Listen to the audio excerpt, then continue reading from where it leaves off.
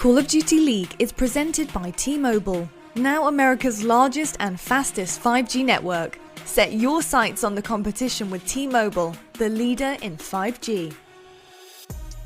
Scuff, the official controller of the Call of Duty League.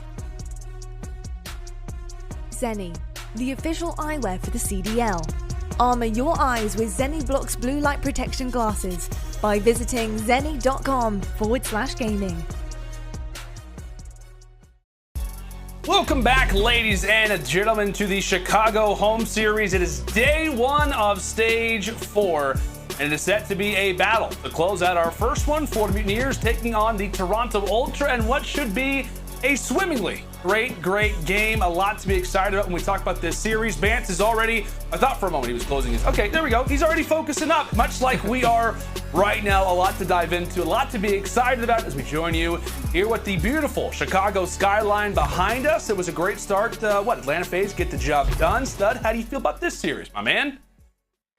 I'm feeling good, man. You know, Toronto on one side, who they've been only struggling with one team, and it's Atlanta FaZe, so they're not going to be playing those guys. So I'm feeling really good for them. But on the opposite side, you got Florida, who out stage 3. They go 3-2. They make it to that winner's bracket. They come out and win their very first match versus the Thieves, but it wasn't in that dominant fashion. If Neptune doesn't make that play in Hardpoint, if he doesn't make that play in Search and Destroy, we're probably talking about a totally different Florida team. But then they go on to play New York. They go on to play their next series as well versus OpTic, and they just get disrespected. Like, the one versus New York wasn't even close, and this is where it's so scary for me with this Florida team, is to show the consistency versus these top dogs. Hopefully versus Toronto, they're able to bring it today. As you said, man, consistency, it is key, especially here at the top. But the one team who was excluded a lot of consistency is the team that you are about to see. They had the strength of the North. The hashtags are rolling out. Strength of the North. Hashtag so ultra. You love them. Let's go ahead and meet the team, the Toronto Ultra.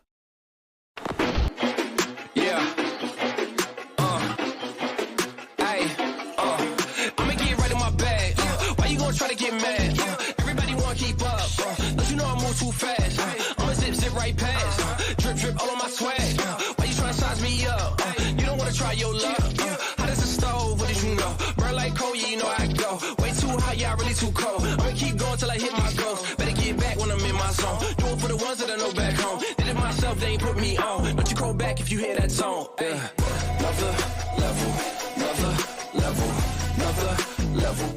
And there is your Toronto Ultra, a lovely page of individuals on your screen from left to right. I mean, what can we really kind of talk about this team? As you said, at the stage 3 major, they played well.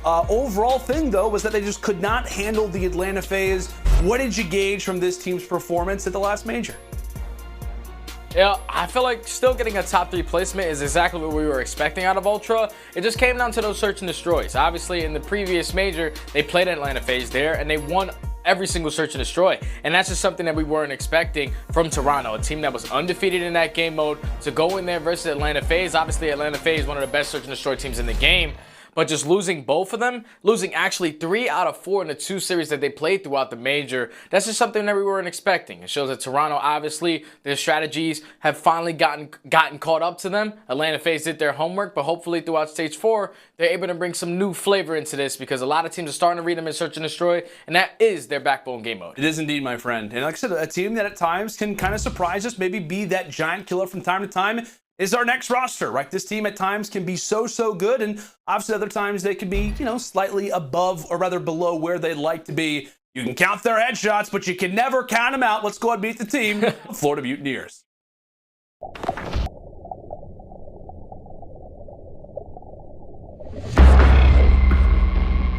The dictionary defines redemption as the deliverance of persons or things from the possession and power of captors. It is a 3-0 victory over the Florida Mutineers. As the act of making something better. As the act of making up for a loss. It is over, and that is a shocker for the Mutineers. We define it as inevitable.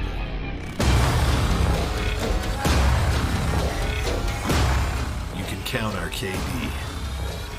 You can count our headshots. You can count our hill time.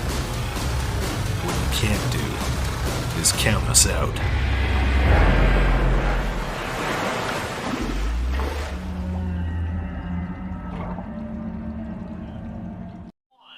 all jokes aside, the guy who does the voiceover for that video, unbelievable. Literally, voice could just do wonderful things. But hey, anyway, Florida Mutineers, got to talk about the team, of course. What's that? At Stage 3 Major, team started off hot, right? They take down the rather the LA Thieves, not the Atlanta Thieves, that'd be kind of confusing. LA Thieves. A lot of talk coming into that series, a lot kind of considered it to be an upset at the time.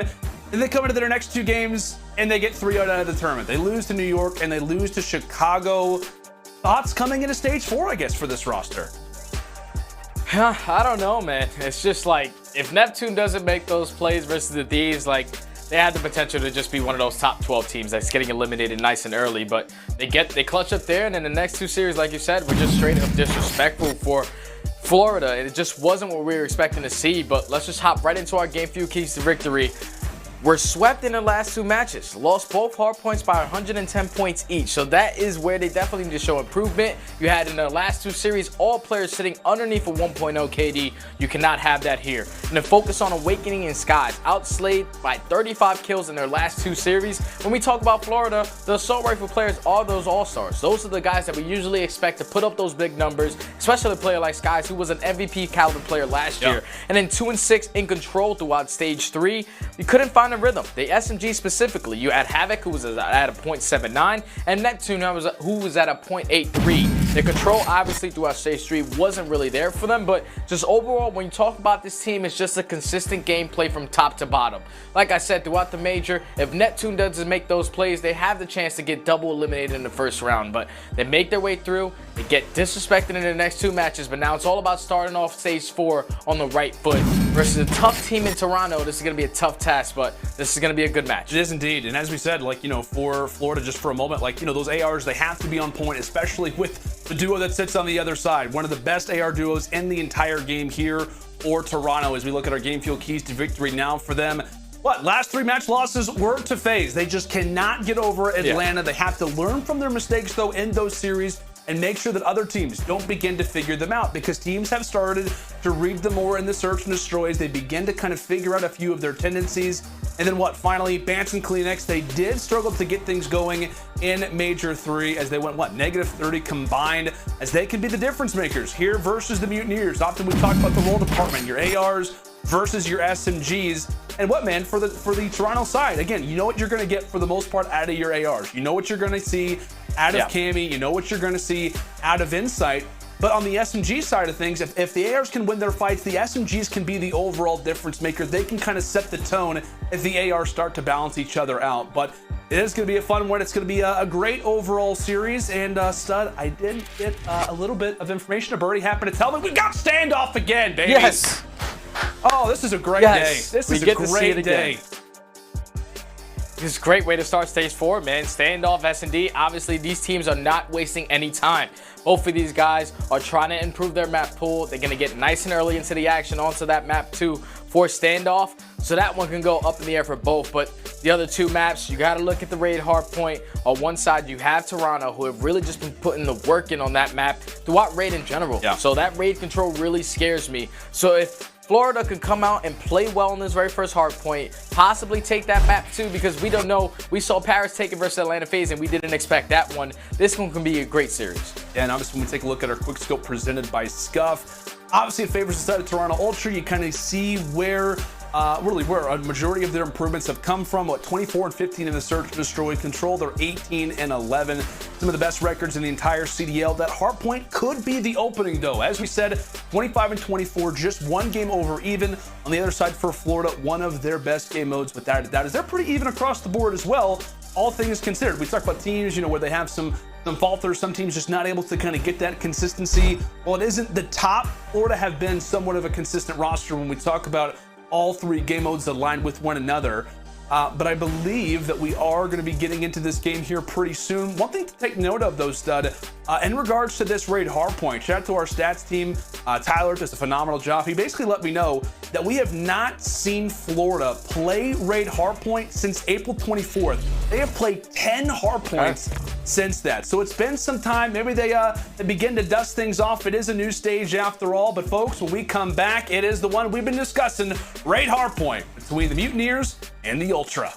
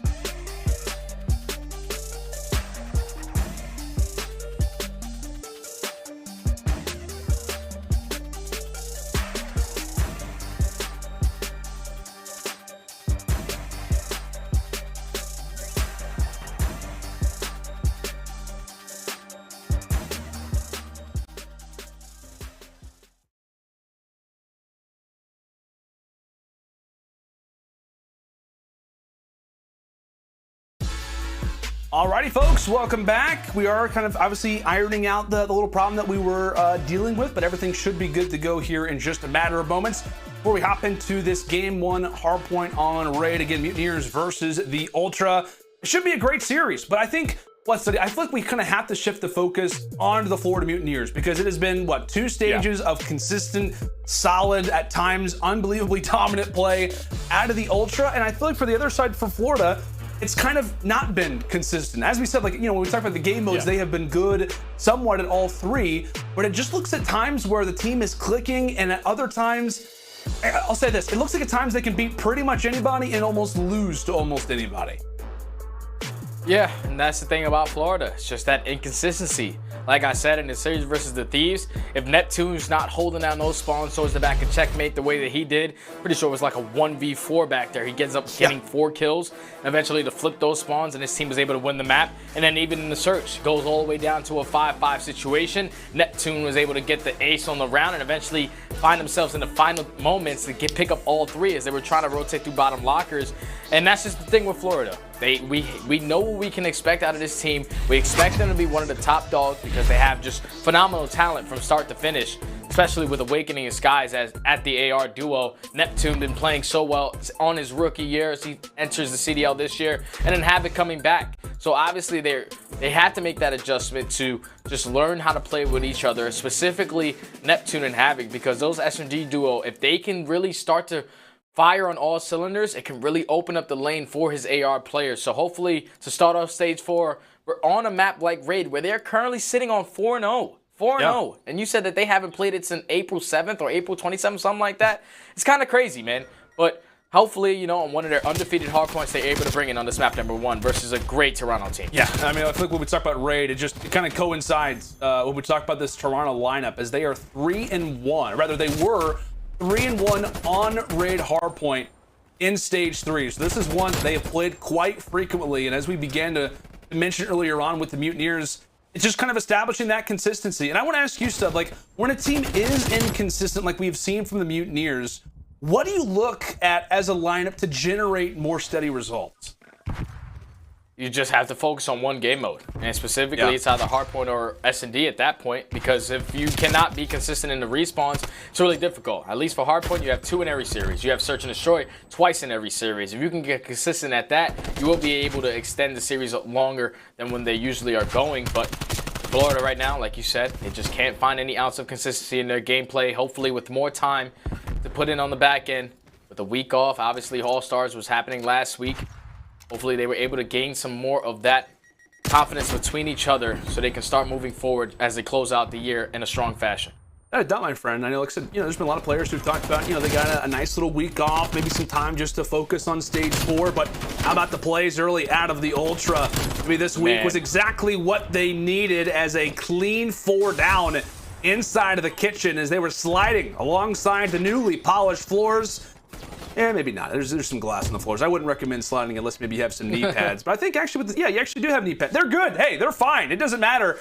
No skin, unfortunately, will be ruined today, as it is a beginning to write home about if you are Toronto. 71-12, and they will grab the final 13. Problem could be player 5 in Awakening does spawn toward the back.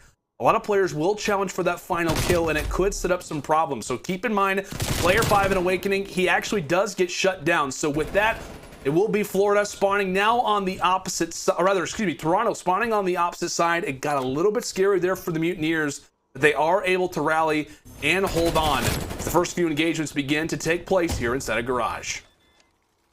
It's a Florida with the early rotation. They're not trying to let P1, P2, and P3 not go in their favor. So they're going to be able to open up with the beginning 20 seconds. And Awakening, he knows the opening towards this water side. Unfortunately, he's going to walk right into the preem of Insight.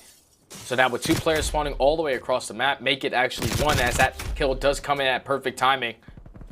Toronto, with 25 seconds left, they're not going to be able to break in towards this garage hardpoint. So now it's all about trying to set up off the rotation, and Havoc, he's going to be that player from Florida who has spawned all the way across the map, able to get 1, but now he's just trying to play his life perfectly to stall enough time for his teammates to eventually get to him before the hill pops. And Willie, with a few of the spawns that are going down right now, it could be a great situation for Florida to chain both of these back together. And with that early kill, that's going to be a nice setup currently for the Mutineers as players look to try to break in from the Ultra.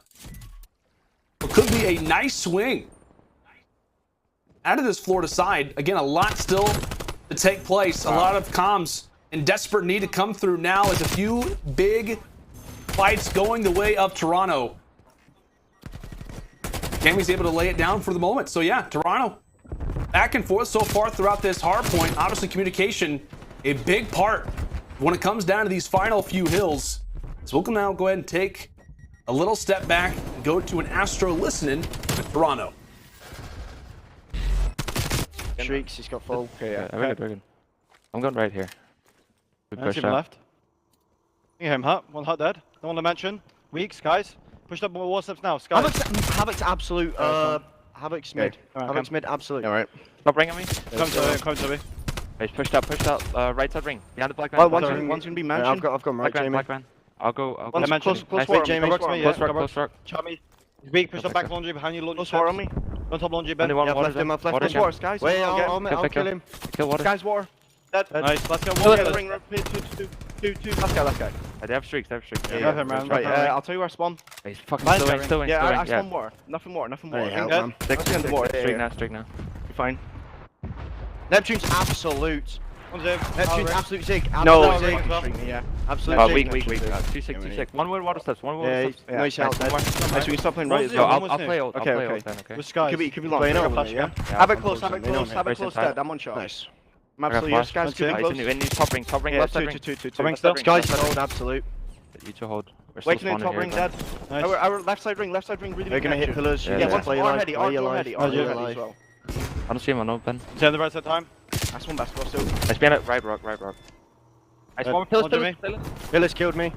I spawned driver. Tell me make the play. Yeah, laundry. On your left. Close. They're gonna know we're here. Havoc. He's already here. Havoc's One laundry. shot on the left. Where? One shot on the left. He's still there. Yep, absolute on time. Neptune, we can go quick. Nice, yeah. Top ring. Top ring, kill Mid mid. as well. On your left. I see him in the middle. Nice. One more white peeking left. He's on the black van. On the black van. Let's fucking go, boys. Mid. Win the season. The black van. Away from dead mid. We're so much better than these on the back. Right Stop side. gunpoint. Laundry steps. Launch step kill me. One hit time. Neptune on time. He's right side time. Yeah, they're spawning close. Yeah. You need to come mid. He's pushed out. Yeah. A very competitive hard point through our first set of rotations. Florida, a great beginning for them. And really, I guess based off the comms there, Stud, calm, cool, collected. Really wouldn't know that they would be at somewhat of a deficit if you wouldn't have seen the scoreboard. Yeah, definitely calm, cool, and collected, and that's exactly what I was expecting out of Toronto. These guys do breathing exercises before matches even start, so you expect the comms not to be as hectic as we usually expect for the other teams. But on the opposite side, Florida, they have been playing perfect hardpoint.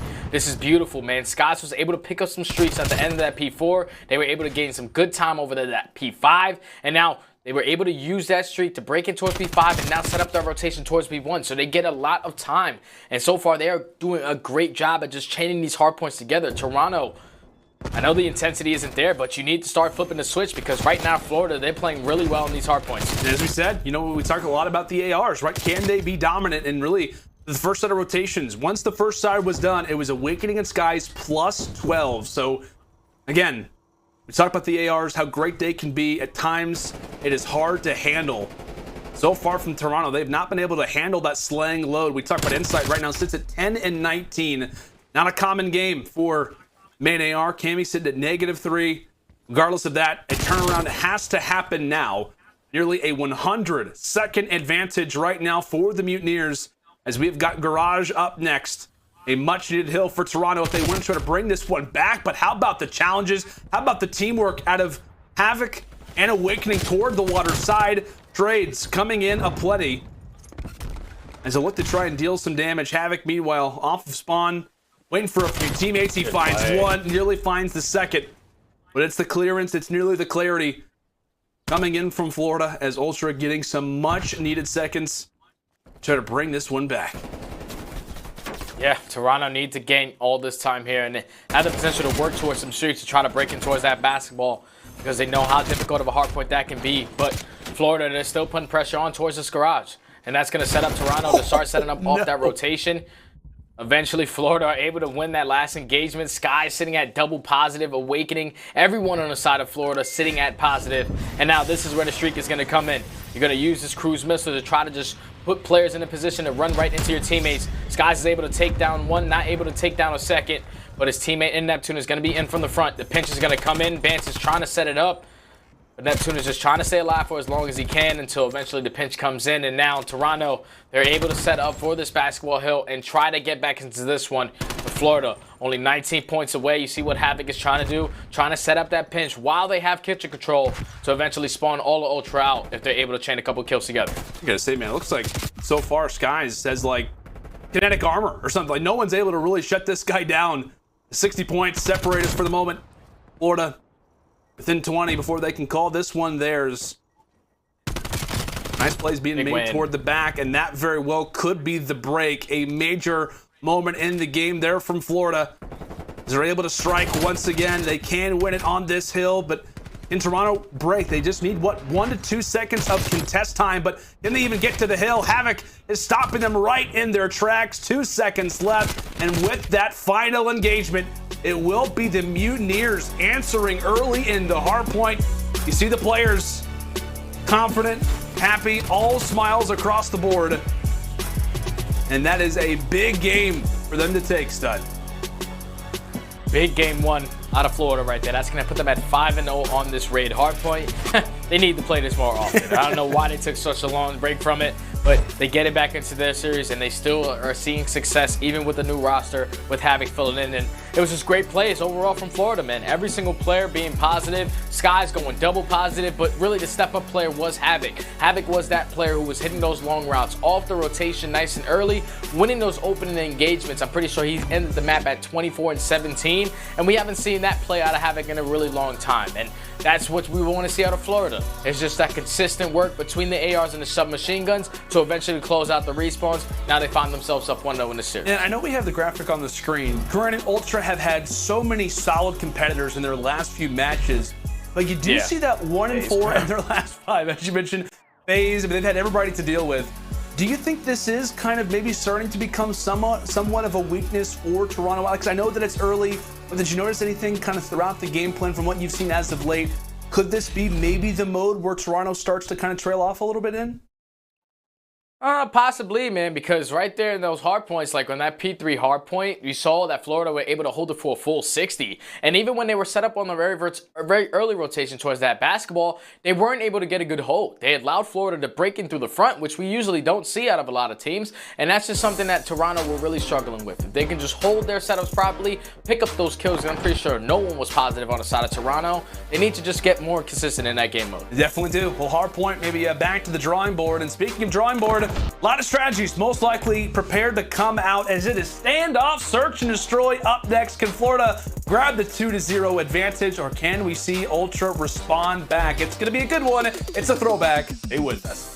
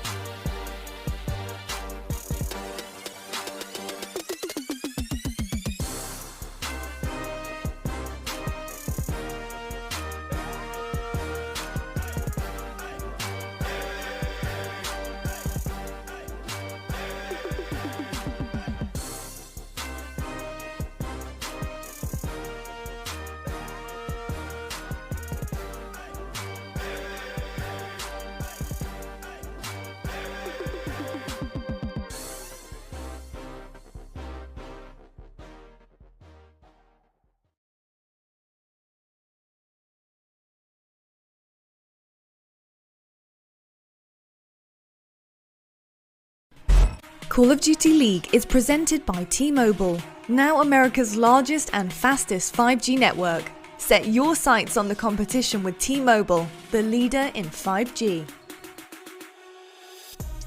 USAA Insurance. Easy insurance for your gear, IRL.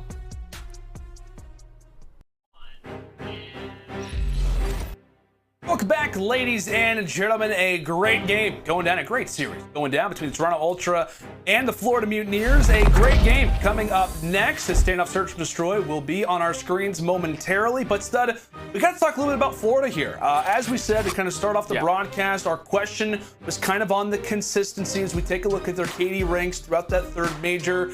Kind of, even across the board. It's almost as if they have been consistently inconsistent to the point where, you 3-0, you get 0-3'd, whatever it may be. Like, they're going to be kind of in somewhat of a similar place. But I want to ask you, there's been kind of a lot of talk on this roster and the way that they exited the major by getting double 3-0'd. I mean, do you think that this team has the ability with the current roster to be a contender, or do you think something has to change? Are they one change away, or is this the team that can do it? I think this is definitely the team that can do it. Obviously, when they picked up Havoc throughout the middle of that stage for stage 3, they ended out that record with a 3-2. And throughout that major, it wasn't the best performance that we want to see out of this team, especially in those search and destroy and those control game modes. Like, obviously in Hardpoint, we expect Awakening and Skies to always put up those numbers. But when you have players like Neptune and Havoc who can play the way that they just did on that last map, it's even better because there's just so much pressure on the map in that hardpoint game mode that it's really hard to keep up with these guys with the pace that the submachine guns play at. But specifically more, we have to focus on that search and destroy. And this is a game that I was expecting them to really be dominant at.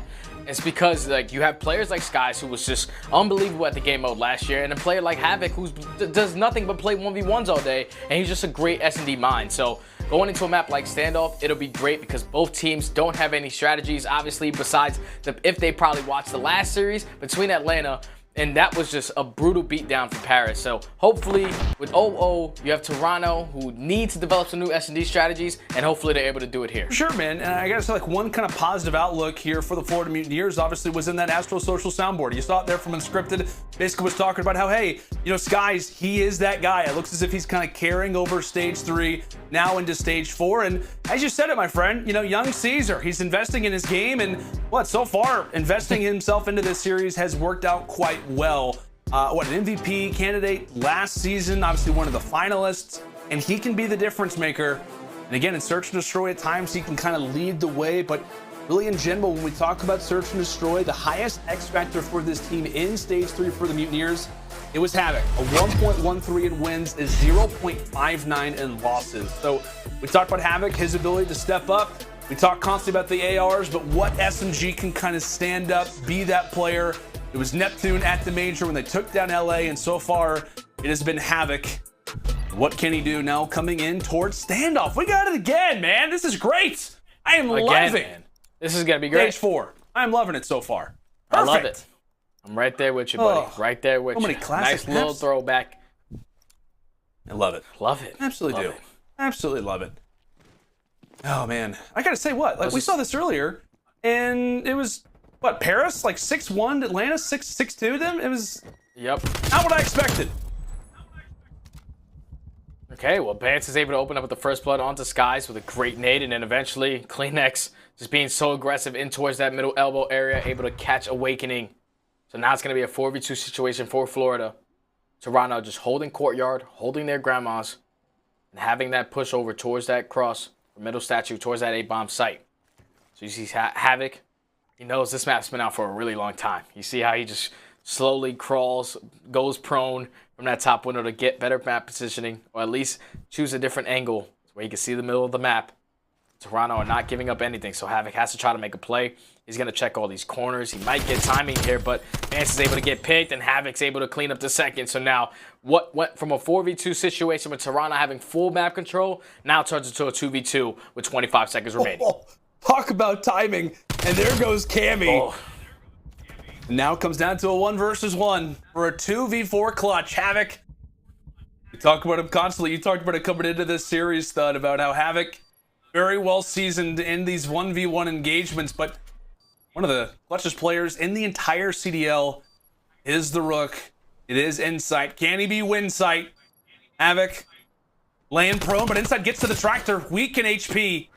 Back and forth we go. The nades are without a doubt in full force. Can he win the engagement? Utilizes the bomb site, and it will be a lovely 2 versus 4 clutch. I gotta say, man, whatever, I forget who it was. I guess it was Havoc coming out of Grandma's. I was terrified. I was like, the round's about to break open here, but they're able to come away with the clutch, the timing. It's successful for Florida.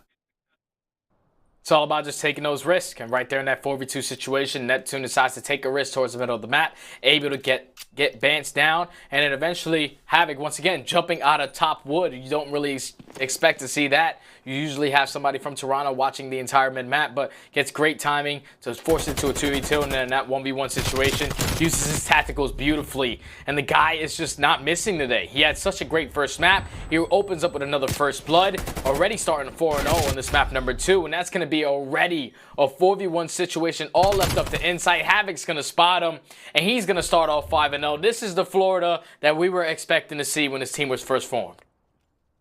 This is terrifying. This looks like the way that Paris versus Atlanta started off. Like, it was just dominant, back-to-back rounds. I mean, obviously, you know, the first round obviously was 2 versus 4, but just very well executed plays so far from the Mutineers as Havoc called upon and has quickly answered it. 5-0 to start off, and we could quickly be starting about, or rather be talking about streaks. We're only 3 rounds in. Here we go, Toronto. 3 kills combined across these last 2. caMi, yet to find one as of yet. A much needed confidence booster. If you are the Ultra, those eyes that were closed now have to be open. They have to be prepared for what will be a quick few engagements. So far we've learned on standoff search and destroy, these gunfights can happen, and they can happen fast. No player has yet to strike. Well, this one's kind of difficult. This one scares me because Havoc is going to be that bomb carrier.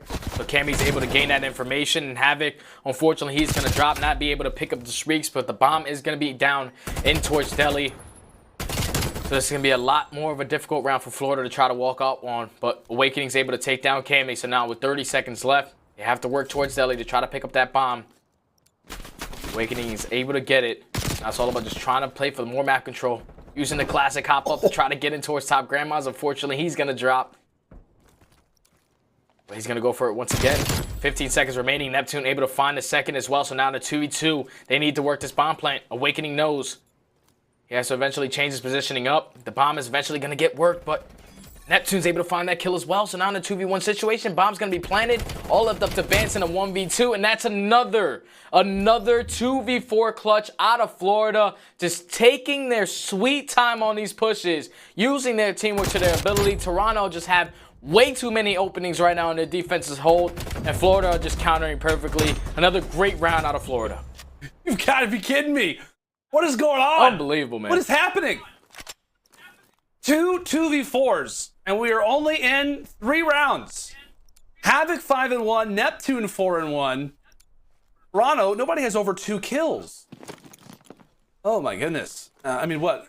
We've talked about it a lot with this Ultra team, how great they can be in search and destroy. It is all about those mid-round adjustments for them. Well, mid-game, they're going to have to turn things around as really Vance does find the first blood. Granted, he does take down Kleenex. And also will sacrifice his life, and just like that, it's all down to caMi. Quick 3 versus 1. You're in, you're out, 4-0. There you go. That's it. That's it. Oh, that's it, stud. That's it. They're looking good, man. Like, even though Toronto, they opened up with that first blood, it was an unfortunate team nade that even out the numbers to 3v3. And they knew that the pressure was going to come in eventually towards that A site. Awakening, he peeks the angle, overextends a little bit, able to get that kill, and now turns it into a 3v2. Havoc on the opposite side of the map is able to find that one-on-one, and then they just keep on picking Toronto apart. And this is something that we don't usually see out of Toronto because their teamwork is out of this world. They're so great at just setting up these team pushes, but 2 2v4 clutches, and now getting force-blooded in at least 3 of the 4 rounds so far. You haven't got a round on the board. Toronto need to have an answer quick because Mutineers, they're looking like they're going to walk away with this one. Is this map cursed, you think? I don't know. Atlanta's the #1 team in search and destroy. Toronto, they're the #2 team in search and destroy. Are they both going to get destroyed on standoff? I think it might just be, man. Oh, all right. Definitely. All right. All right, Cole Havoc. No worries. Mr. Greasy, Awakening. All right, why not? Insight. Thankfully, he's there for the trade. Beams Neptune as well. Shots. So there you go. Now a 2 versus 1. Skies does have his hands full. Put in tons of work in that hard point. It's great in slaying. Also put 2 minutes and 53 seconds inside of the hill, by the way. So he was all over the objective, but now it's not hopping in hills. It is planting bombs. He may, in fact, have eyed out his target, the B bomb site. If he can get there in time, does reveal his position. And there we go. Toronto, they will get on the board. Even though Toronto got first blooded right there, it was all about this map control and specific great plays out of Insight. Him to be able to turn a 4v2 situation into a 2v2 was great. Great shots onto Awakening, but even better onto Neptune out of top wood. So now they finally are able to get on the board. 4-1, still in favor of Florida. Toronto are going to find themselves on offense. What can they try to execute? Because so far, Havoc has been that island player who's just been eating them alive in that back alley. So this time you're going to have one player pushing in towards bottom wood, trying not to give up courtyard control. But the pressure and the aggression is on from Florida. They took that mid-map. Havoc is going to try to open up with another kill, but this time CleanX reads it. Now 4v3 in favor of the Ultra. Great early read. They're out of CleanX. Wipes away the opening engagement, and we'll see what they can do with it. Again, so often Toronto just kind of gotten picked off, or really in these big moments, despite having man advantage, have not been able to close it out. Awakening, able to put down Bance and also somehow stays alive. I have no idea. I was able to stay up as long as he is. Rather, as long as he will be, potentially, as Neptune over at the tank, shuts down Insight, and now a 2 versus 3. Awakening, aware of their positions. Neptune's there for the cleanup, and there goes the clean man himself. Wiped away, 5-1. Advantage firmly in the hands of the Mutineers. And, like, I know this is Neptune's rookie year into the CDL, but this guy definitely had to be playing Black Ops 2 back in the day. There's no way he knows this map the way he does. He's just throwing shoulders left and right, just putting himself in a position to always have that advantage in these gunfights. He finds 3 on the round, and now they find themselves a 5-1. Have the potential to close it out here if you're Florida, and it's just great plays out of Neptune and Havoc, man. Even though Havoc ended up getting first blood, Awakening's able to get one off that beat bomb and get out with his life. Just not enough time for Neptune to go out there and get the hat trick, man. Just great plays right now from Florida. Toronto need to go back and do their homework because Florida 2v4s should not have gone in their favor. This game could be totally different if those rounds don't happen. Oh, without a doubt. Without a doubt, my friend. And see what Toronto can do to try and turn it around. Again, a very talented roster, a team that is so well composed, but again, a 5-1 deficit, a map that you're playing for the first time officially. I know that Arcitys did say, you know, in our post-game interview, he basically said like the map played a lot different than how it did in scrims, and maybe Toronto and FaZe just scrimmed each other a lot. I don't really know what to say. Sky's able to find his second kill. He's just been cruising. He's been having a great time. He said, you know what, the hard point, that's no worries. Let's kind of chill out coming into the search and destroy, but thankfully Insight is able to find a big one, which will potentially delay somewhat of that progress. But Havoc, who actually has the bomb, was in fact watching the flank, so he will be cut down in Florida. They have to force the issue there. Now down to a 2 versus 2, 17 seconds left on the clock. They have to try to work this B bomb. They know how close that can be with 10 seconds remaining. Neptune is in the only position to try to work towards B, but gonna see Skies trying to locate Insight. Gonna give that up and work towards the middle of the map. They're able to spot the player in Delhi. The bomb is not gonna go down, and Toronto are able to hold. And this is the only thing so far I don't like about Florida's setups. On their offensive pushes, they continuously are giving Havoc that bomb, where he is that player that's pushing that back alley or holding the flank. And when you are developing that play on towards A, you're winning a majority of those gunfights. You're just not able to put that bomb in that position or eventually work the bomb plant. I don't really like the play right there out of Florida. Toronto capitalized on it perfectly as they forced Florida to eventually wrap back towards green to try to work that bomb. They're not able to get the bomb plant in Toronto. They stay alive, find the round. Now it's all about what can they get done on their offensive push. You're going to have 2 players jumping up top of the white van, watching the cross towards Tractor, but they're able to gain some information onto Skies. What can they do to try to take him out of there?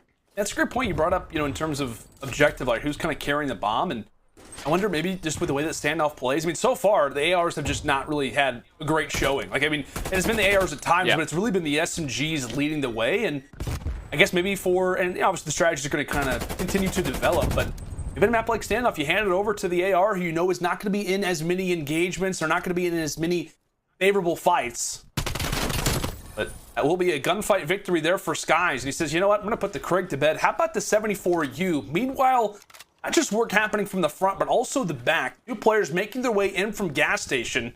As Cammy will get found out. Nice pinch is found from the Mutineers with 25 seconds left. Teams have just continually been put in these spots where they have to put down the objective. Insight cannot win a crucial double, but Clayster is there for the trade. A 1 versus 2. Havoc hanging out toward mid-street, and Clayster is going to go ahead and settle in. Wants to go for the fight. Havoc wisely backs away. Shots in the back. Clayster has no idea where to look, but he guns one. Havoc there for the trade. And what a day it has been. Our top 2 teams in the CDL and Search and Destroy getting dropped in dominant ways. Atlanta losing 6-1, and Toronto losing here versus Florida 6-2, and now find themselves down 0-2 in the series. Yeah, man, and that's scary because Florida right there, that S&D was another textbook search and destroy game out of those young men from start to finish. Every single time that Toronto thought that they had an opening, there was a player from Florida who was completely blind countering it. Like right there, you saw a couple players from Toronto trying to work up the middle of the street as they're playing with a man disadvantage, but Awakening, sitting in top Grandma's window, is able to cut off that line of sight, eventually eliminate the players. It was just great teamwork out of Florida, great individual plays out of specific players like Havoc, like Neptune, who were hitting those long flanks, and even towards the very end of that round, working a lot better together to close that out. It was just great plays overall from Florida. They came with a game plan on that map. Obviously, their scrims went well on standoff search and destroy, so they find themselves now up 2-0 in the series. They do, man. And again, like these standoff search and destroy picks, it is working out for teams that kind of need somewhat of a bump, and maybe that could be something kind of the scenario, the storyline coming into the rest of stage 4. But hey, man, we got to kind of revisit that search and destroy. I mean, what? We didn't have just one, but we had two versus 4s. Our U.S. Army tactical play. This one coming in round 3. Stud, what'd you see here from Florida that allowed for them to be able to clutch this out? So Havoc, once again, he drops that bomb in towards Delhi, and that's going to be bombed down. So now Awakening, he's going to push to the middle of the map in a 4v2 situation to try to close out these numbers, or at least get him closer. He's able to get that first kill, now turn it into a 3v2, but now he knows he has to work towards his bomb plant. And eventually he grabs the bomb. He's able to gain that information onto Insight, who's sitting in towards top Grandma's. He fails the jump, but he's just still just stalling a lot of time to eventually set up this kill out of Neptune from Delhi. Some great shots onto the guy from the middle tank. And they do know the information of Insight, exactly where he is, which is around this Grandma's area. But with time ticking, eventually the bomb has to get down. I would have liked to see Bance just throw a shoulder at that bomb, because obviously they're not planning A. You need to try to check the other bomb site, but as soon as he decides to do that, Neptune was able to get that kill out of top Grandma's. Now it's a 2v1 situation, bomb down. They both turn towards the middle map, and Bance in the 2v1 situation is really difficult to try to come out on top. Florida just really took their time on their plays to let those plays develop, and Toronto, they just kept on making mistakes. Florida capitalized on it every time. Music to my ears. Study, you breaking down Call of Duty gameplay is my favorite thing in the entire world. Florida up 2-0. Can they lock this one up in a hot 3-0 sweep, or can Bance rally the troops coming into this raid control? We will find out right after this.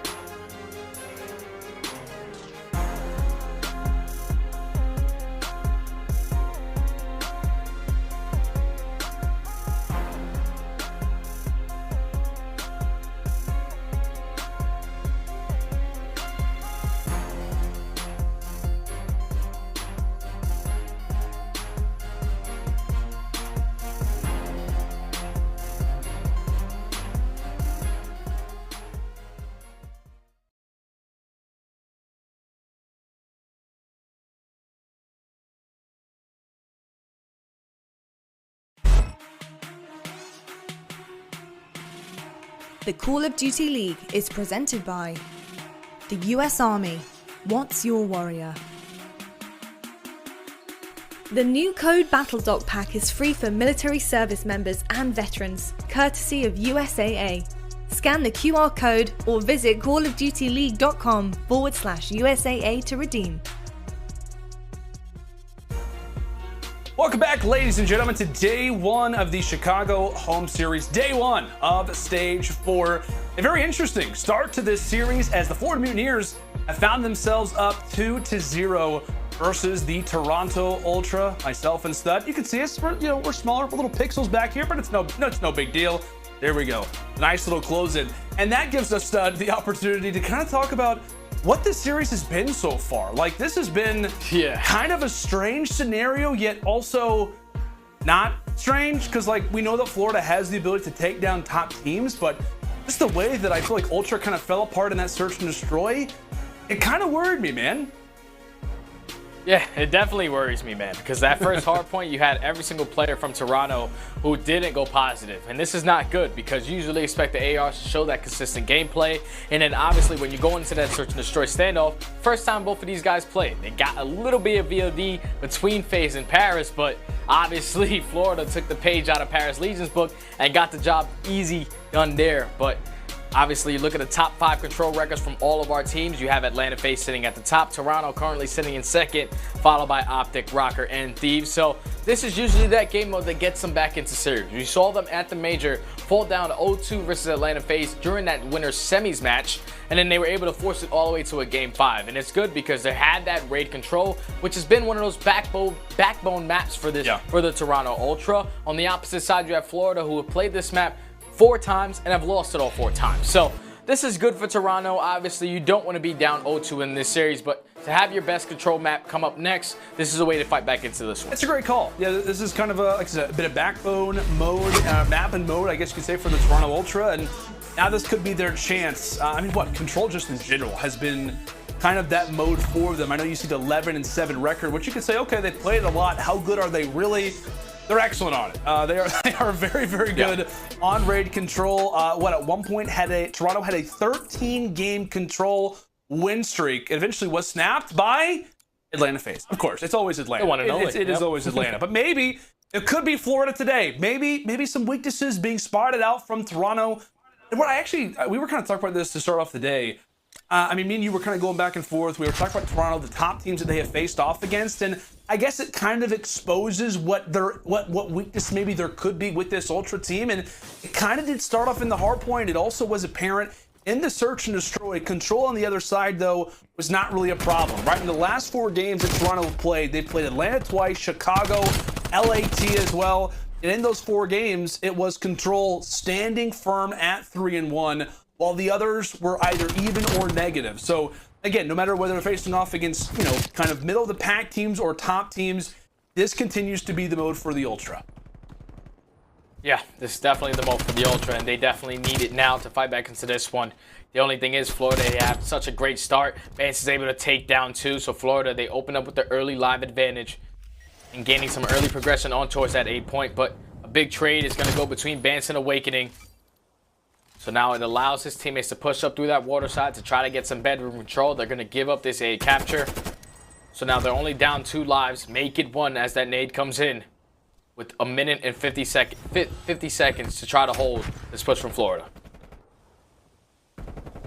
See what they can do given the time, as the Ultra have made some good progress toward kind of more of the top and mid side of the map. Vance specifically hanging out toward Art. It's going to be it needs to be a gunfight win that you grab somewhat early. They are able to deal with that. And again, you notice Toronto Ultra spreading themselves out toward Mansion, putting themselves in good spots toward water steps. It's back and forth we go. Kleenex, Vance, players starting to fall. Florida, they've got a great setup right now. Cammy, the only player who is near the point, and he is inside a Mansion and very well could be dealt with. A great opportunity now for the Mutineers to put in some seconds, but Cammy, who was over at Mansion, does find a kill. Overall traded. Back and forth, a 2-2 split. And despite what was some noise being made over it, B quickly does get turned around. Less than a minute left. 5 somewhat even. Not worked last time for Florida. Neptune hanging out toward money. See if a push attempt can be made here soon. And Neptune just staying alive in this position is such a great play. He's just finessing this guy to the outside of this window. Inside eventually, he's going to drop the gunfight, but Neptune playing his life perfectly. And that money is going to be beautiful for his team to try to set up. And he great shots onto the player in basketball. So now it's all about just trying to hold the position down for your team. Throwing shoulders, that insight able to take him down as well. Eventually earns himself the artillery. And they already have a 4 live advantage. Does he decide to invest it here and try to close out on this very first offensive push from Florida? Judy's dead. But with time starting to tick, yeah, I think he definitely does. You see the positioning out of Havoc right here. He's going to be going fully around the back. So it's all about just trying to win these engagements in towards that kitchen area. Havoc's able to trade it. With 7 seconds remaining, they have to try to get on towards this point. Havoc's able to get 2. But you have to slide on. You have to try to stop this clock. He's able to get the 3rd. And eventually his teammates able to get there as well. But Bance with 2. He's able to clutch it out to eliminate both players before the last player is able to get onto that point. That one kind of hurts if you're Florida because you invest the streak. You use the great streak to have that map control. And you keep that kitchen position. But Bance with a huge 2 right there in the very closing moments to at least get the players off of that point as the clock ran out. Toronto able to walk away with an insane defensive round. And that very well, that round could be, again, that sequence of momentum that you are hunting for if you're Toronto. We talk about constantly how Call of Duty is that momentum-based kind of game. And with that round, that very well could be the juice that Toronto need, as Miles likes to say, the special sauce, potentially, for the Ultras. Now they'll come into the next offense. But again, if you're Florida, that round has to hurt, as you said, Stud. For Toronto, it's great. For Florida on the other side, really one of the worst things that you could see, given the fact that they had the streak, they had a lot going for them, but Vance causing problems. I think probably it's only 2 kills, I think, of the game, or of that round, came in that kind of final ending moment. Quickly into our round 2, it is all A for the Ultra, as that one should be captured here in about a few seconds, and with that, the AR is already causing some problems toward that water street. Amy is laying the work down there. So, like we said, 2 minutes on the clock. A lot of time to work with if you're Ultra. Florida were put in somewhat of a similar situation. They were not able to get the job done. Now it's Toronto's turn. A team that can be very unorthodox in their offenses. And for reasons like this, flanks, routes, they have always got them stacked up and ready to go. And Vance continues to be a problem, takes down 1 inside of Tiki.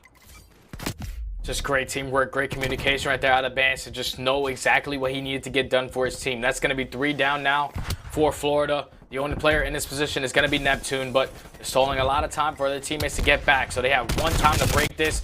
Unfortunately, Skies is going to win that engagement, but Kleenex from top pocket is able to take down 2, make it 3. If he's going to trade this player in towards basketball, yes, he does. And Toronto walk away with a great offensive round right there. They started off the round dominant. They close out the round dominant. And Toronto has finally woken up in this series. And this could be kind of, that situation again where we talk about Toronto. This is the mode to kind of bring them back. For Florida, our point search and destroy, it's been fine. Recently for them in control, 2-6 in their last 8. In fact, 2-6 overall inside of stage 3.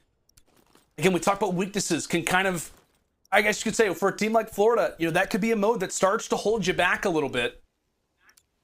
And really so far in stage 3 for this Mutineers team, it was the SMGs. The SMGs not having a great performance, but they've been putting in their work so far. Skies 4-8 to start this one off as we are 2 rounds deep and only have 4 kills. Not a great sign to see. And off of this offense, it is the Ultra smelling blood in the water. A great beginning here in this defense. Trying to firmly hold the Mutineers inside of the back of their base. As Florida will have a moment for some separation. The nice gunfight win for Havoc. Does a little dance toward the outside of Art. And with that, it will be Florida, specifically Skies, getting some time here. Nurturing the point. Yeah, so now Skies, his hands are going to be full. All your teammates have dropped. So that's all about just trying to keep this positioning, to try to have the Ultra players focus on you. But the Ultra are completely disregarding him. They are just trying to put the opposite players from Florida in that spawn trap. They're keeping that map control. They're forcing Skies to either make a play on either site. But he's deciding to push through that jungle side. They're eventually going to commit towards that A point. But he has 3 teammates who are sitting in Art. So now the player's going to come in. Sky's able to take down 2. On the opposite side, 2 of his teammates drop, make it 3 for Skies. And immediately, Inside is going to invest a streak. He knows that the time is starting to wind down. With only 15 seconds remaining, Florida need to get onto one of these points to extend this clock. One of the only ways you can take down Sky, sometimes it's through the streaks or it's through the dominance from Cammy. Here comes another one. Here comes another from Inside over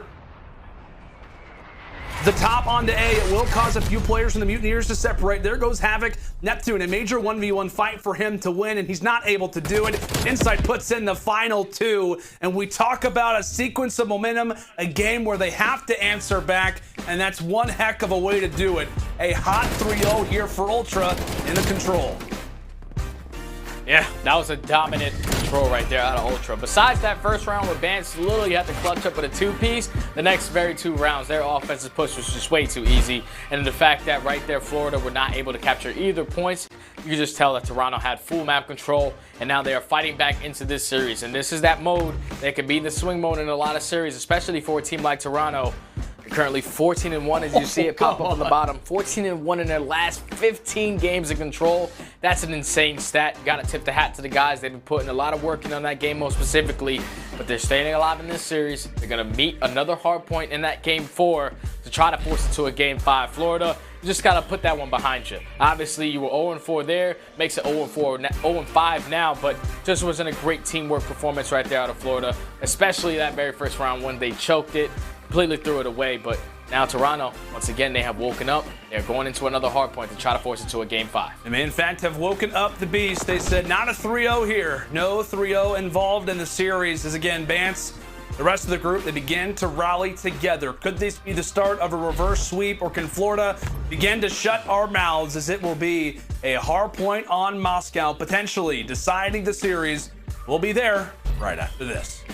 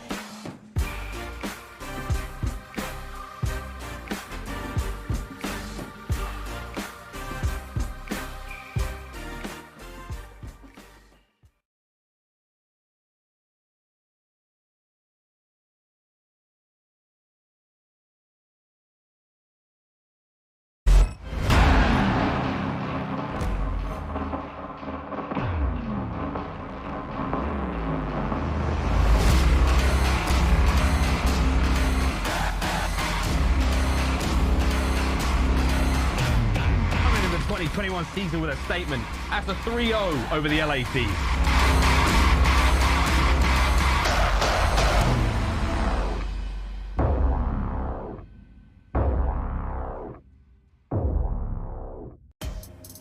Hi everybody, and welcome back to the Call of Duty League, day 1 of the Chicago home series, day 1 of, okay, you already know, you get it, right? It's day 1. It has been a great day up to this point, full of some interesting results. Atlanta got the job done versus Paris to start the day, and right now we find ourselves up 2-1 are the Mutineers. But in that control, we talked about, could it be the sweep for the Mutineers? It is just another kind of opportunity for the Ultra to continue on what has been a very impressive streak, but kind of getting back to that game 1 hardpoint study.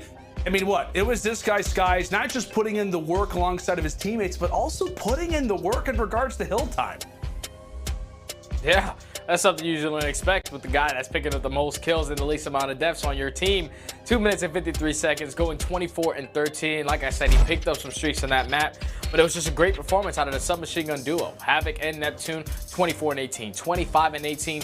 Really stepped up to open up the map for Skies to allow him to play the way that he wants to. And now, the only thing that really scares me now, going for this map 4 hardpoint, it's not really the best for both of these teams. On one side, you have Toronto, who barely play Moscow hardpoint. They're currently sitting at 1 and 2. And on the opposite side, you have Florida, who are currently sitting at 3 and 4. So after a brutal beating in that control, Florida, they need to be able to bounce back and try to close that out here, because that map 5 can be scary, because Toronto have a lot of experience there. But this map 4 is everything. If they can continue that consistent gameplay out of those submachine guns to allow those ARs to really set up in the proper positions, it'll be great. Havoc making those little plays off the rotation, making those big kills is exactly what he needs to do on a map like Moscow. And I want to ask you, on this specific map, we've been talking about Mutineers, right? I know that the conversation has been consistently, or rather, it's been about their consistency, right? I want to ask you, do you look more at the ARs on a map like this, or do you look more at the SMGs, considering this Mutineers team, where they sit in the map that we have? I'm looking a lot more at the ARs, because the ARs, they have a lot better positionings on this map than SMG players do. You know, obviously SMGs, they're just going to be running around the entire middle of the map, but those long-range engagements, especially for that P4 hardpoint, when it comes down to the street, when it comes down to holding that P2, it's all about having that top police control and setting up your ARs properly. Well, it is a dash into the center side. As we talk constantly, it is mostly going to be about the ARs coming into this one, but it is a full-on headbutt to start off this P1. Ultra with the spawns at their backside. A solid advantage for them, and you already see Routman trying to make plays. 30 seconds in the hill, and Havoc somewhat of a contest toward the back boulevard, but it is straight up business so far for the Ultra. Cleaning up kills, 30 unanswered to start. In Florida, they pretty much chalked it up. They're waving the white flag for P1 and instantly refocusing for the money hill. A great opportunity for the Mutineers, but if it does get shut down, what an opportunity and what a lead this could be for Toronto as the onslaught is in, players spawning out on both sides of the map. It is a race inside of the hill, but overall, Florida winning the fights. They quickly turn around and realize where Toronto is spawning at, and that's exactly where Havoc begins to thrive. A long-range play that works out. Routman in full force. In Florida, they're going to have the spawns. And just keep in mind that Havoc, he was causing so many problems. He rotated to that hard point at 30 seconds, and he never died. He was just able to flip those spawns for his team, set up Awakening towards the top police, and that's going to put him on a 4 spree as well. Now, see Havoc, unfortunately, he's going to drop towards street side, so the pitch is going to come in from Toronto. And that's going to spawn a couple players from Florida all the way out towards Statue. Eventually, Toronto are able to break in, but with 25 seconds left, you're not even mad if you're Florida, because you're going to be able to set up for that P3 hard point. Now it's all about just holding the first line of defense versus the Ultra players. You have Insight, who's pushing up the street side, currently on a 4 spree, but Havoc, he's going to be playing in towards Bank, making sure that no one player from Ultra are able to overextend through the backside. So it's going to be a nice and early setup for Florida. Time is eventually going to go in their favor, but Ultra, they're trying to attack this to the middle of the map. They're trying to push through gold, trying to push to the street side, and Kamini open up the first blood. There's going to be a great opportunity for them to get it done. It is indeed. Florida attempting the break early on as a major force being made just toward the front side of the hill. Havoc, Awakening, Neptune, everybody replying early on. It's a great answer there from the Mutineers. Guys locking down the seconds, aware of where that push is going to be. Great opportunity for Florida to retake this lead and really start to advance off of it. So we'll go and step aside, take a gander at the comms with our Astro listening on the Florida Mutineers. No, I'm gonna do the pinch, okay? Yeah, wait. No, I don't pinch. I'm already here. Okay, everyone wait for Joe. Okay. Well, that time we can get a. I'm trying to get in bank, low-key. Pinch him us for now. Hang on. No, hi, he's gone. There's two pushes. You guys play with slow back. There's 2 pushing boss right now. They're gonna spawn out deep, okay? Yep. Everyone take your time here. Stay alive, bank. Don't force anything yet. I'll tell you when to force, okay? Okay. Yeah, one player, 2 bank. Okay, you can force right about now, I think. You can force now. Yeah, you can force now. I'm aside. Yo, lobby inside. He is pitching out. He's pitching. Other guy's pitching. Yep, three, stay alive. You alive? Wait, 3 on up. It's 3 Under push. No, one shot bus. One shot bus. Close to me. Watch on hill. Watch out behind card. Push out street. Globe. One statue. Globe. What can maybe be mid? Watch out. Street. Weak as fuck. I'm gonna go up. He went low. He went low. Nice. Good shit. One. Gold window. Lance is gold window. Backed up. We should probably go Eskies here. Gold window. I'm gonna make the play go Eskies. Gold window. One shot. Miss. Yeah, Still good window. I'm one shot. Hill inside. One shot. And Hill one shot dead. I'm Eskies. Good job, Caesar. On the pillar. I think what we're looking for. One could have hit P2. One's already left. Wide left. I don't know. Right there. Yeah. I think we might be good, maybe. I flipped. Yeah, one. They're B bank. There's 2 or 3 statues on you. We got to side laundry. Yeah, good shit. I spawned deep. They're gonna be golden tree. Watch my gold, Caesar, okay? Watch my gold, yeah. I think gold laundry. I think gold, globe. 2 globe. One's one shot. One could be Eskies, right? Yeah. No, back. Yo, listen, play aside. Watch your gold pinch. Watch my gold. Yeah, I can try picking up in a second. Keep holding it for a second. I'll tell you when. Well, so I'll be honest with you. I wasn't expecting that. Like, I was kind of expecting a little more chaos. Not necessarily chaotic, but just, you know, more verbiage. But we didn't really get that. Kind of more of a calm, cool pace to them. Kind of similar to the Ultra, to be honest with you, whenever we were talking with them in the first hard point. But again, I mean, if it works for you, it works for you. I mean, you think that could be a concern? Or obviously, if it works, do you think that could be a positive for Florida? Not having too many voices.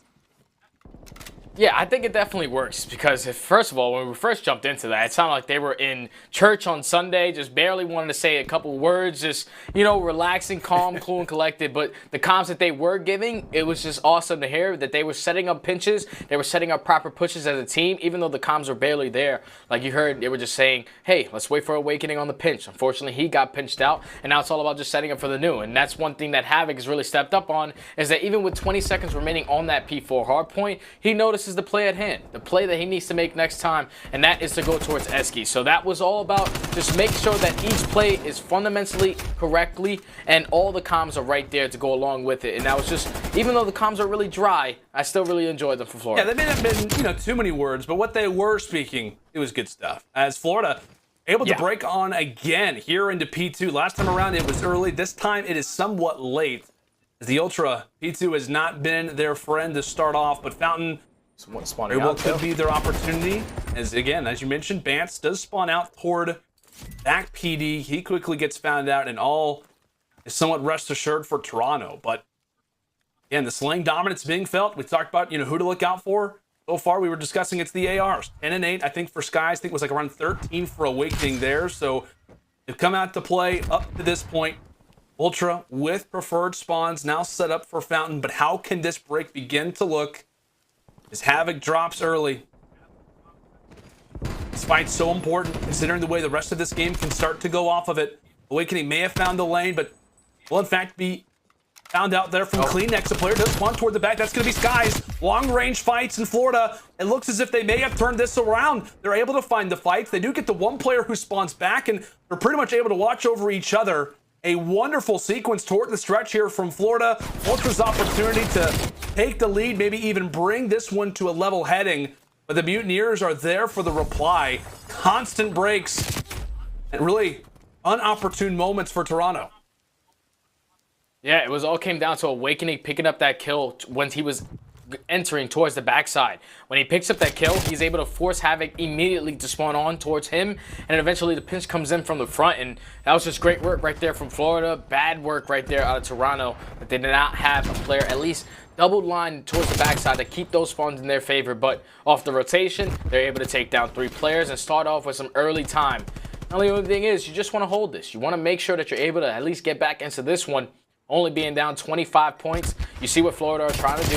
They're trying to set up that pinch, and that's a huge gunfight right there coming in from Havoc. Onto Bance towards this back bus area. Kleenex is going to try to pick it up, but Havoc, unfortunately, he's going to lose that engagement. In Toronto, they have just done such a great job at just filling in the gap so far on this P4 hardpoint that they're able to get back into this game. You see what Florida's trying to do. They're thinking big picture. It's time to focus on those P2 spawns, and Skies is going to be here nice and early with the engagement onto Bance. Even though they do lose the lead, they do have the spawns for that P2. Instead, I love that, right? I love that moment in the game as we are pretty much going to be even coming into the second set, or rather the third set of rotations. Florida, they realize, hey, you know what? We don't have Boulevard. Let's at least try to play for spawns. A great outlook and a great attempt, but one that does end up getting dealt with from the Ultra. So But we are talking nicely about Florida. They were not able to seal the deal. And with that, multiple players coming in from Eskies. Line them up and knock them down as they pretty much go head first all the way down. We are so close right now, given the scoreline within 5 seconds. And you can just kind of see the wheels are turning for Florida. What's the route? How do they want to take this?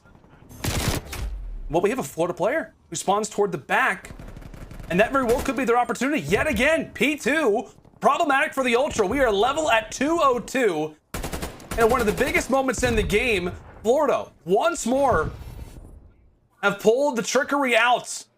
No magic involved, but mastery, in fact, as the Ultra once again working from the back foot.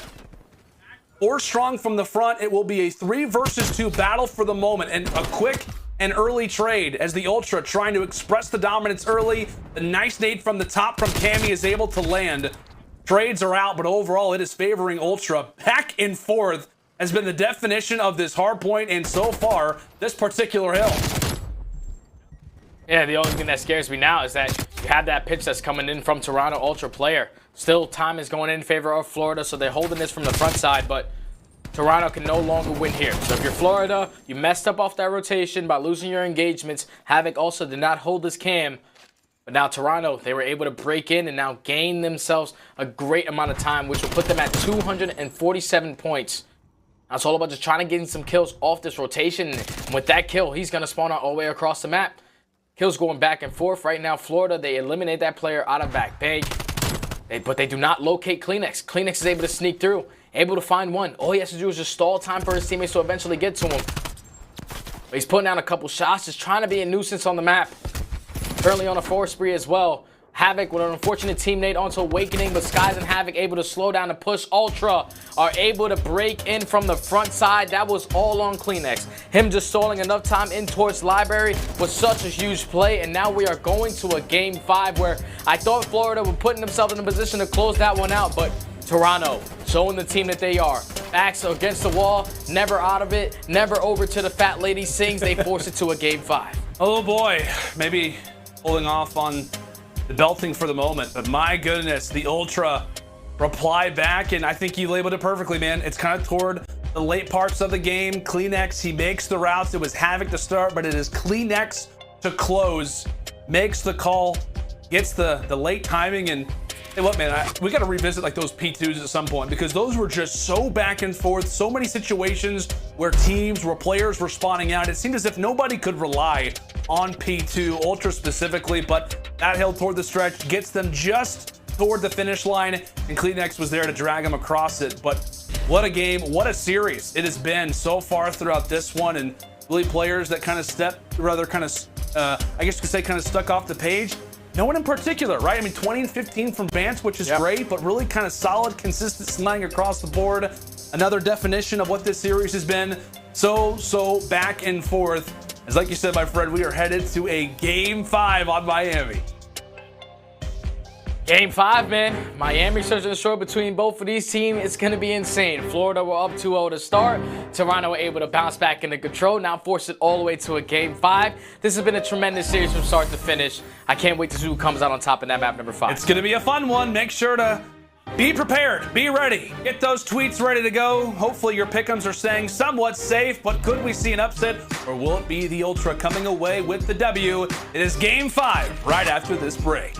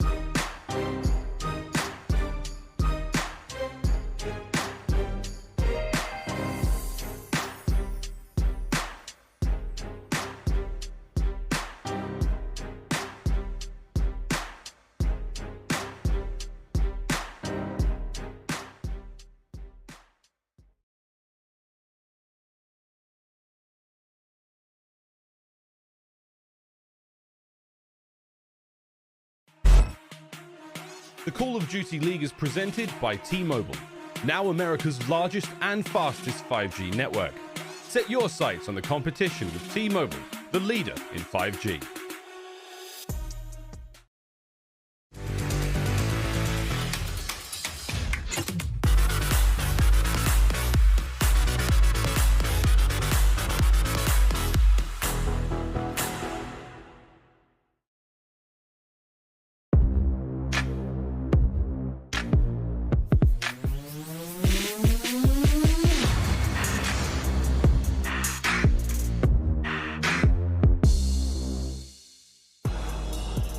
Welcome back, ladies and gentlemen. The lights are bright. We're here. We're focused. I can't speak because of how hot it is in my room. I don't know how hot it is near you, but it is about a solid 88 degrees here in Central Texas.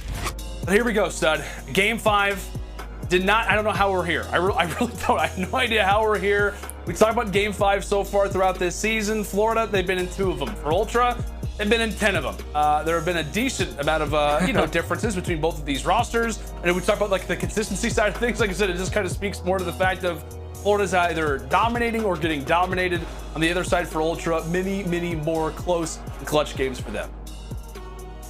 Oh man, in this Game 5, just off the experience, 10 Game 5s for Toronto. So their backs have been against the wall in a lot of these series, and they find themselves on a map on Miami where they have a positive record on it, where they're going to be sitting at 4-3. On the opposite side, you have Florida, who is sitting at 2-2. But if this map is going to tell me anything about the way that map 2 went, it's all going to come down to the way that Havoc plays for me, for Florida. Yeah. If they want to have a chance at winning this, Havoc needs to be that playmaker once again, be that player that's going to be overextending, hitting those pinches, hitting those long routes to really trap the opponents in towards his teammates' gun pre-aims. But right now, in towards this Miami, obviously the control was a whole momentum switch for Toronto. I heavily put the momentum in Toronto's favor going into this Game 5. It's all going to be about if they can hold down that A site by themselves. And I'm looking at I'm looking at Insight. Insight is that island player who usually is playing that bomb site by himself. He's going to have his hands full because the way that the AR players are playing on the side of Florida, they're on point. But this Game 5 is going to be up in the air. Whoever's going to be able to walk away with a couple early rounds, I feel like is going to be able to change the game, because the early pacing that either one of these teams are able to set is going to tell me how exactly this map is going to go. Oh boy, so much residing in this series. We talk about Group B standings. Obviously, this is a Group B match. We have so many solid rosters in this group. You got New York, you got Dallas, Guerrillas, Ravens. A lot of teams who can start to make upsets. What a win this could be for Florida. And maybe this is a situation for Toronto later down the line that causes them to get a lower seed, that causes them maybe to not make it as far as we would have expected. A lot comes down to these early games as we are ready to go in toward the Game 5 on Miami. Maybe home court for Florida. I don't know. Maybe. Possibly. Awakening's pretty good on this map. That's really all that I know. But in all seriousness, we are into it.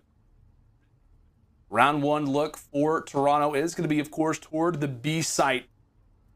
Neptune could be the first one to get the information. He does have does have Havoc just beside him. The utility is tossed. Neptune prepared, seeing the steps as Cammy does toss out the nade, and unfortunately he's going to have that one right in his pocket as he falls. A quick 2 versus 3. Neptune. What? Nice team shots. And now we're at a 2 versus 2. Yeah, I did not like that. Like the first engagement that Sky's when he's able to take down Bans, turned it into a 4v2 situation. But then Ego Chalice on the second kill, he's dropped. And then Neptune, he jumps out of top purple, forces it into a 2v2. So now Ultra have the ability to win this round, and you're going to see them slowly creeping up towards this B bomb. Eventually going to work this bomb plant, and this play is all going to come down to the timing that Havoc can get. Insight has the information that the player is going to be in towards top purple, but they get the bomb down, and now they're able to retreat towards that back alley to get towards that back alley head glitch, which is really difficult to try to clutch up from. So now with 30 seconds remaining, see the positioning out of Cleanex. He's going to be holding the full flank, but does Havoc spot him on towards the board? Yes, he does. So now the 2v1 challenge is going to come in. Is Insight going to try to help his teammate out in this engagement? He's not. So now Havoc's able to spot out Cleanex. Now in a 2v1 situation, they have to have the information that Insight is going to be sitting towards this back alley. And you see, Awakening has to trust in Havoc. He has to try to, but Insight plays this beautifully. He's able to time it perfectly and able to time it with the 2-piece to close out the round. Insight playing it patiently from that bottom low rails area. Able to just maneuver the map. Havoc and Awakening thought that the player had to have rotated or he wasn't in that positioning, but he's able to clutch it up, taking his sweet time in a 2v1 situation to find that both kills, eventually get 3 on a round, and that's a 2v4 clutch out of Toronto in the very first offensive push. And the story of the last search and destroy on standoff 2v4 was the 2 versus 4s, but it was Florida winning those out. What a great clutch there from the Ultra as young Insight, Winsight goes big yet again. He's had an unbelievable search and destroy, Katie. I know he was at one point leading in the CDL. I'm going to go ahead and say he probably does still. Just an unbelievable player in the mode and really lead this team in a multitude of areas despite, like I said, being in his rookie season. Put Florida quickly on the back foot. They will now be on their offense. It was a great opportunity to start this one off, but now we'll see what their attacking position can look like. And somewhat slow to start. That could very well favor the Ultra as long as they do not give away a free first blood. And based off their positionings, it appears that that is not something that they are at all interested in. But here comes the aggression. A fight without a doubt starts to ensue. Players 1v1 fights toward both sides, and Bance will take both. Thank you very much. As Florida now left in a very hurtful position. 2 versus 4s. We've been talking about them enough. But how about a 1 versus 4 for young Caesar? As he will get dropped. Ultra winning in the biggest of spots. Those top purple fights favoring them. And what a situation. And what a moment this is for Bance. Big plays. They're from Benjamin. Yeah, great plays out of Benjamin Bance right there. But a lot of that play relies on Kenny. Yeah. With him sitting towards the middle map, he was putting down a couple shots as those players are trying to rotate out towards that A site. Once he's able to get those guys one shot, they decide to wrap back towards that B bomb. And with about 30 seconds left, they know that they have to try to get purple control. And unfortunately, the crossfire comes in from Ultra. The teamwork has been shown. And Bance is currently sitting on a 2 spree, Insight on a 4. But Ultra are playing great search and destroy so far on this map number 5. Once again, Florida, they're going to take that top purple control once again. This time, Ultra, they have a couple trophies in their back pocket now. So where those tacticals will not be in such a good use. But Neptune, he's able to spot a couple players. Too bad the bomb is going to be getting put down. But Havoc in a great position, able to open up the first blood. Bomb is going to be planted now in favor of Florida in a 4v3 man advantage. We'll see how they can, in fact, manage it. Alright, just looking to try to get the timing, trying to work off that communication. Meanwhile, Awakening, despite being the farthest player away from the bomb site, maybe making the biggest of impacts as Bance shuts down Havoc. Insight quickly into an engagement as well. AR versus AR. It's been a dance. How about the Diamante? Has that come out to play? In fact, it will. Neptune and Awakening come away with 2, and now it is all on to Kleenex. Does reveal his position, but does that work out? He's trying to look toward the bomb site. The nice long-range shot! And he's not going to be able to get to the bomb site in time. Clutch from Kleenex as Ultra 3 up and 3 down. The bomb explodes in Toronto. They've won it again.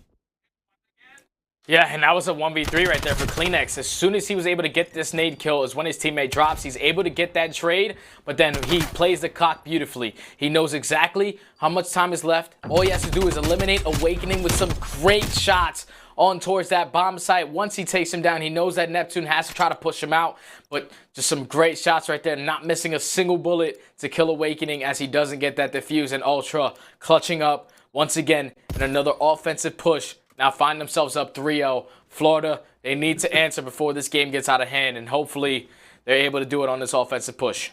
Such steady shots at a moment where it'd be understanding if the thumbs were a little bit shaky.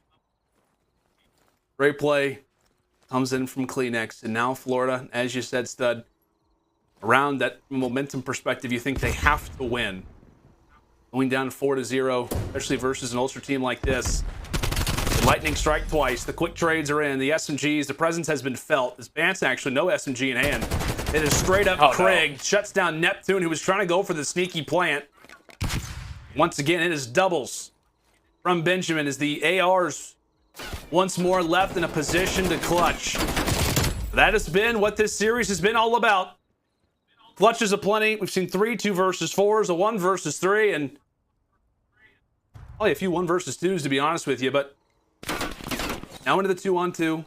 28 seconds left, and the bomb does, in fact, have to get planted. Awakening will be there. Go for the cover. Here comes the engagement. Cammy and Bance. Oh, and Bance is lining this one up. Not able to spot anybody, though. Common spot toward the backside of garage. Skies tosses away the nade, and that's fine. That's fine. Bance hops inside the bomb. Cammy's there for the cover fire. The Sky's going to be aware of it. It might just be Awakening. Awakening does it. And the Florida Mutineers somehow escape with the round. I know from our perspective it was a little bit different, but Awakening does it. The 2 versus 2 works out in the hands of Florida. Despite what was an awkward situation to start, a 2 versus 3 from Awakening and Skies, and my goodness, that's what it takes to answer back, stud. Yeah, they get the job done right there, and it was all on Skies. He was one shot as he was trying to retreat towards that lower dock area, but he's able to throw the shoulder, stall the players from Toronto to try to be aggressive, to try to push him out as he was one shot, and then eventually throws the shoulder, able to put himself in a position to eliminate that player off bomb, and then traded by Awakening to close out that round. Just great plays right there out of Skies to prioritize that bomb site and make sure it wasn't going to get diffused. So now they find themselves down 3-1. But this time Ultra going to be doing a little different of a push. This time around on their offense. Slow and steady towards that A point. They're trying to have 2 people in towards this top window. First time I think I've ever seen this kind of setup, and Skies is going to make him eat their bullets alive. He's able to take down the first blood, but he's going to get traded by inside. So now it's in a 3v3 situation with 45 seconds left. It's the Great Dane getting up and aggressive. Or toward visitors is Awakening. Not aware by any means, and understandably so. He thinks, right, he's playing the island player, has to go for the quick reaction, but it will be Kleenex. Was able to drop that. Got to keep in mind the numbers at all times. 2 versus 3. What does that really mean when it comes down to this series? Well, not as much as it most likely should. Neptune very well could find the kill here onto Kleenex. He does have the angle to do so. If he were just to turn the corner. There he is. There's the Great Dane. 2 versus 2, and Neptune. Havoc able to combine for both. Bance now all by himself. Bomb planted. The solo man left to go for the defense. As Neptune gets close to that bomb site, that's going to be the awareness in the back of the mind for Bance. Has the clearance, but he gets stuck with a nade. How about the toss from Havoc? Finishes off the kill with the 74U, but he, without a doubt, gets some style points. As the Mutineers there with that defuse and that hold are able to walk away with 2 rounds straight. Man, it was just the patience right there out of Neptune. The fact that he was slowly working around towards that beach side, was able to find that one player, force it into a 2v2, but a big one-on-one engagement across the map from Havoc to eliminate that player from Driveway who had that line of sight on towards that bomb. Unfortunately, right there, Bance, he was just way too worried about the bomb being defused. He thought that Havoc probably crossed back through the middle of the map. Wasn't able to close out the kill onto Neptune, but eventually Florida, they find that round. So 3-2, still in favor of the Ultra. Skies is going to be taking his talents over there to the top window. His teammates are playing a little bit slower towards that purple side, but look at number 7. Number 7 is slowly going to be picking up towards the middle of the map. Insight was able to spot him, so that's going to change his positioning. So far, just another slow push right here out of Florida. Just trying to not leave any openings for Toronto to try to capitalize on.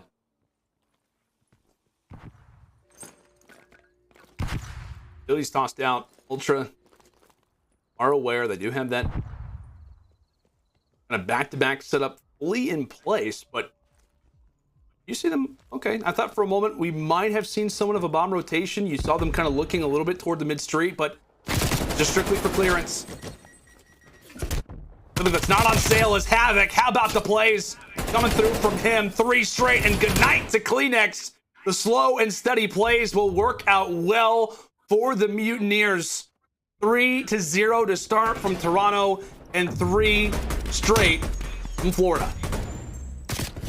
That was just great plays from Florida. They knew that Insight was going to be that player who was watching the middle of the map. I saw Havoc in towards bottom purple, just throwing shoulders, trying to gain that timing so he can push up the direct middle of the map on Ultra. Gets the perfect timing on there, able to come around that player through the back alley, and then eventually kills go all in favor of Florida to tie this game up at 3 apiece. This has been a great Game 5 so far between these two teams. This time you're going to have Florida. We're switching it up. Going to have 3 players over towards that A point.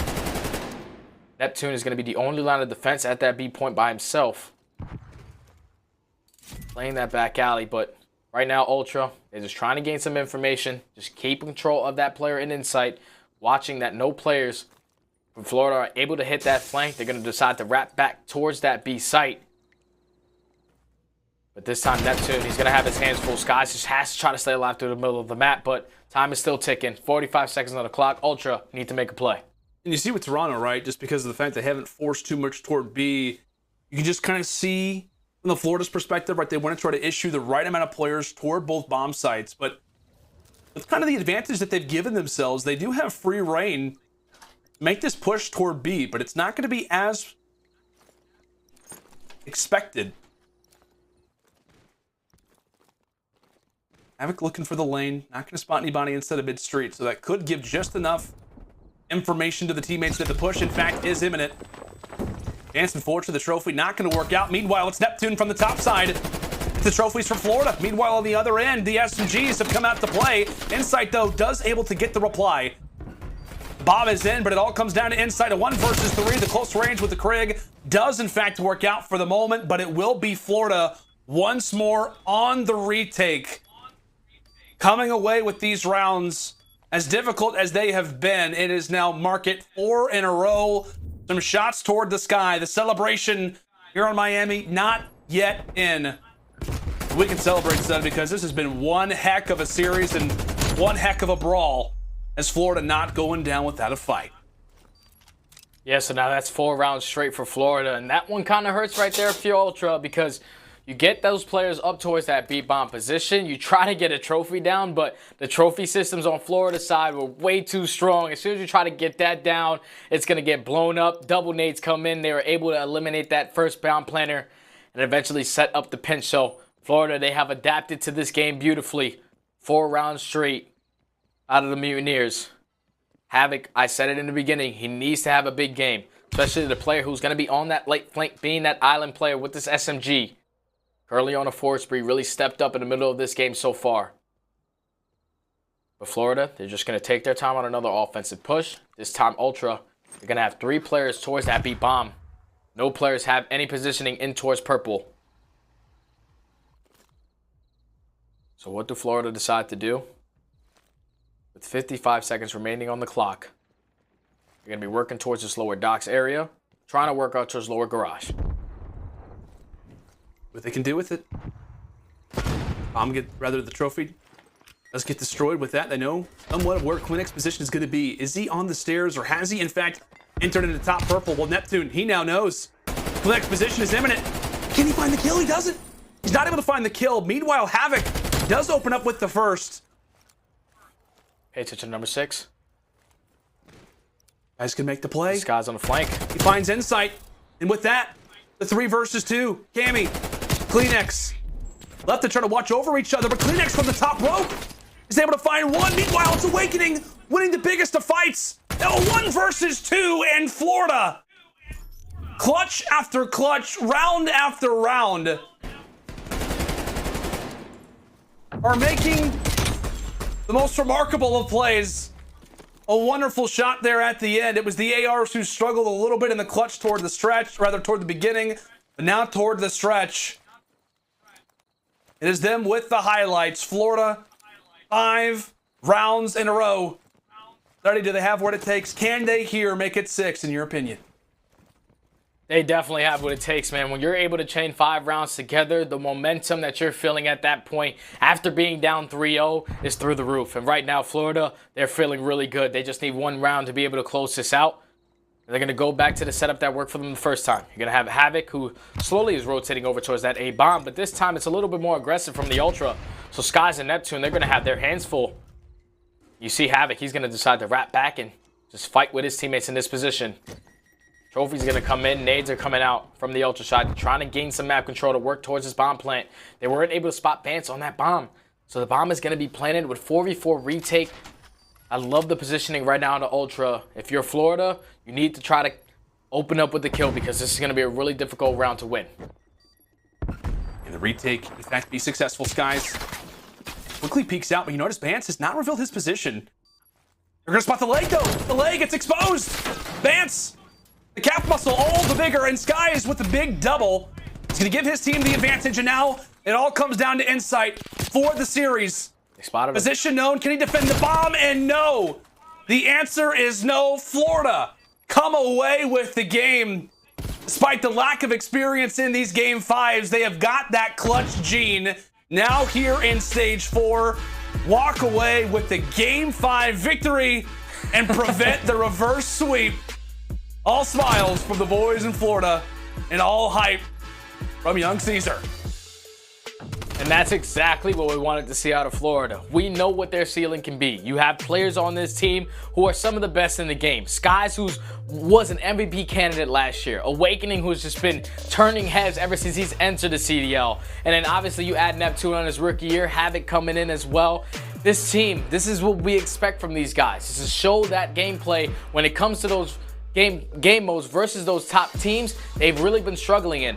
But the fact that they were able to go up 2-0 in this series, lose the next 2 maps, and then eventually close it out in the map 5 where they didn't have a lot of experience, you got to tip the hat to the guys, man. Going down 0-3 that last map wasn't the best case scenario, but to answer back with 6 straight, Florida, they look like a great team to start stage 4 so far. Does this series tell you more about Florida, or does it tell you more about Toronto? Yes. No, it tells me more about Florida because this is a team that was struggling throughout that Major 3. You know, they opened up with that first series, heavily relied on Neptune to beat the Thieves, but then the next 2 series were straight up disrespect.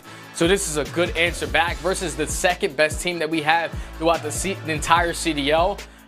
I was expecting Toronto to just come in here and just win it with a 3-1 because I saw that standoff was in, but the fact that they ended up losing that first hard point and then losing both Search and Destroys once again, the only time we've seen this happen is when they played versus Atlanta FaZe in that last matchup in that losers finals.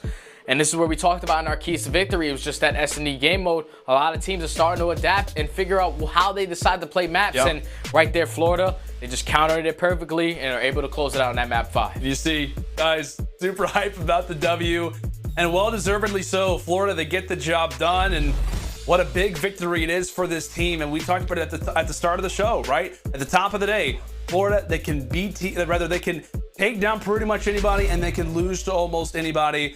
A major victory here to start off stage 4. Like we said, when we talk about Group B, how much of a gauntlet this is going to be now with teams kind of adapting, figuring out strategies. We have a number of teams making roster changes. I know you and I have kind of spoken about a few of those. We like a majority of them. I mean, like I said, it's not going to get any easier. And when we talk about how the CDL has gone up to this point, what a win it is here for Florida once again. And we have to revisit one of the most impactful rounds. This round number 8, of course, it is our scuff play of the game. And what a round it was, what a sequence it was. What I guess you could say, Study, this is kind of the dagger round given the position that the Mutineers were in at this stage of the game.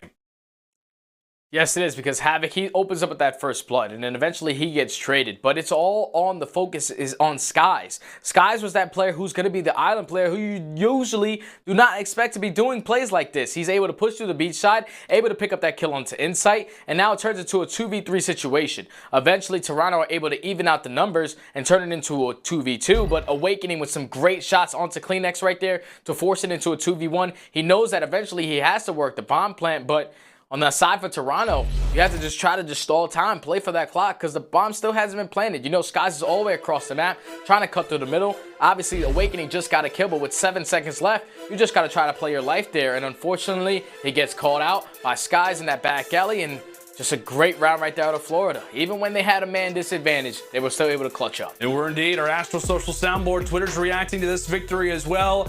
James comes out and says, finally, Awakening and Skies dominating together. What a beautiful sight. Of course, utilizing that hashtag CDL 2021.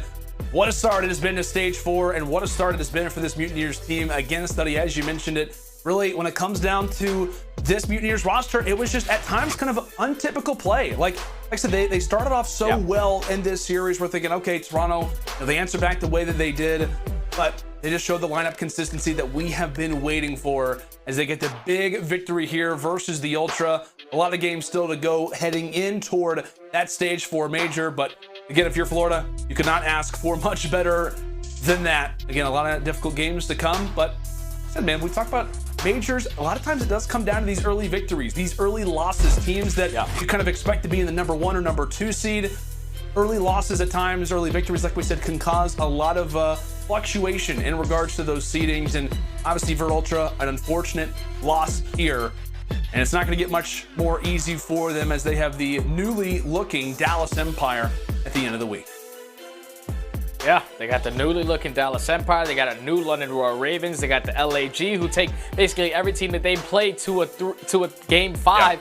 And in New York, we know what we expect out of them. If they have improved in their control, which can give Toronto a lot of problems there, and it should be a great series too, man. But Toronto, this one's got to hurt. This is a team who we consider top 2 throughout the year so far, sitting right behind FaZe, and come out and lose this series right here to start off stage 4. This is not a good footing. This is not exactly the position you thought you'd be in, but losing 2 search and destroys, like I said, it'll come back to bite them, and it does. Florida to counter on it, and now Toronto, they have to try to bounce back, take it back to the practice realm, and get some more strategies developed in that game mode. Yeah, well, this is 4 out of their last 5 games have gone to a game 5. This is also the first time since like the beginning of stage 2 where they've lost back-to-back series. Definitely some unorthodox territory, I think it's fair to say, for this Ultra team. But hey, like we said, somewhat sorrowful on the other side, but it is all around positives for the other. You saw him in the reaction.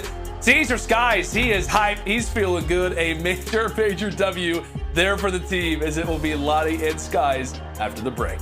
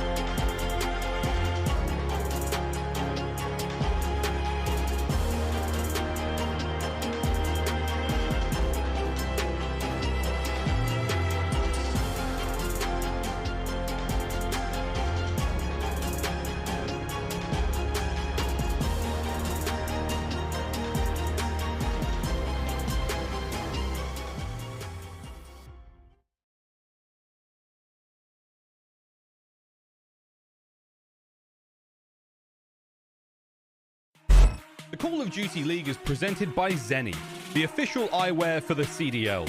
Armor your eyes with Seany Blocks blue light protection glasses by visiting seany.com/gaming. USAA Renters Insurance. Level up your gear protection.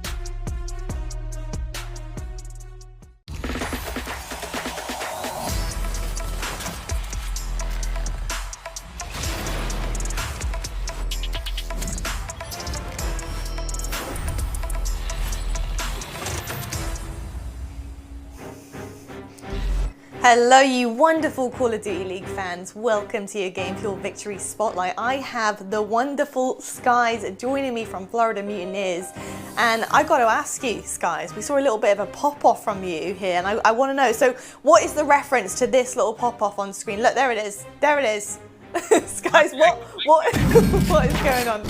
Honestly, I can't even explain it. That would just be weird, my weird personality, but I just got up and that's the first meme that came up to my head, so I just did it. I love it. I absolutely, a bit of a Shia LaBeouf, I think, kind of take there, and I love to see it, man. We love a bit of personality on the cameras. I got to talk to you, obviously, about that incredible win from the series. I saw you. I just saw that there. I like that. What a way to start stage 4 from you guys. It's been wicked to see, honestly, and obviously that reverse sweep came in pretty hot from Toronto Ultra, and you managed to nip it in the bud in the end there and just stop that from happening. You guys were like 3 rounds down. Talk to me about that moment, you know, when it is happening, when it is unfolding in terms of the reverse sweep. How did you slow them down enough to really take the W at the end of the series? We just started adjusting to it. We choked like 2 rounds at the beginning that I feel like we should have won, so we should have up to 1. So we were like kind of full tilted. But after that, like I was literally starting to get hyped. I was trying to like make us regain and just get our rhythm going. So we just played everything slow, and then every single round we just started streaming it and then bringing energy in every single round. And then it was the same thing, and then just countered them every single round. Love it, man. I love it, man. I also love seeing the duo coming out of you and Awakening as well. It's really good to see you guys on point together. I think it's working really well. And something else that's working really well is you guys on Standoff, clearly. First time we've seen you on Standoff, S&D. Clearly looking pretty damn good on it. You know, are you guys a bit of a fan of that map? Is that something that you're kind of leaning into towards when you are picking your maps and the vetoes? We were like pretty decent at a few SD maps already, but when we started playing it, we would just like the past 4 days we just had best of 11s, and we just played against another team, and we just had more reps on it, and we noticed that we just smoking teams on their line. We have a lot of stress. I'm not sure if like they played the reps, but we played best of 11s almost every day. I knew we had the advantage on that map for sure. Yeah, definitely seemed like it, my friend. Now, final question before I let you go, guys, is last stage, obviously there were plenty of ups and downs for you guys as a team. I feel like, you know, when you were playing really, really well as a team and you were clicking, you were taking down some of our top dogs in the league. And when you were having some issues as a team, I felt like you were kind of struggling against some of the lower seeded and lower pointing on the board teams as well, which is, it's a struggle, I think, you know, as a collective. So talk to me about where you're at right now. Where are you guys at in stage 4? How are you feeling as a team? I mean, we feel really confident. It's been like the same thing all year. Like, in scrim, like really, really good, but it's a matter of like transferring it over from scrims to matches. But we have the ability to literally beat every single team. We have the talent, but we just have to find that rhythm and consistency, because it's like night and day for us. But if we find that rhythm, we'll be solid. We'll be a top team for sure. I'm looking forward to seeing that rhythm from you guys. Incredible and exceptional job for closing that one out. Thank you so much, guys, for your time, and best of luck heading into stage 4, man. Okay, Lottie. Bless. There we go, guys. We've heard from Skies. He's bueno, if you don't mind the pun, there for Caesar. Incredible stuff from Mutineers. An amazing, really incredible job coming in and nipping that reverse sweep in the bud as well from Toronto Ultra, who are pretty scary. They're pretty nasty, that team. Now, if you haven't had enough of Call of Duty League, then I got good news for you, because we're going to be breaking down everything we have seen today. Things about tomorrow as well. I've got my boy Nameless on the desk. You don't want to miss this. So we'll see you guys after the break.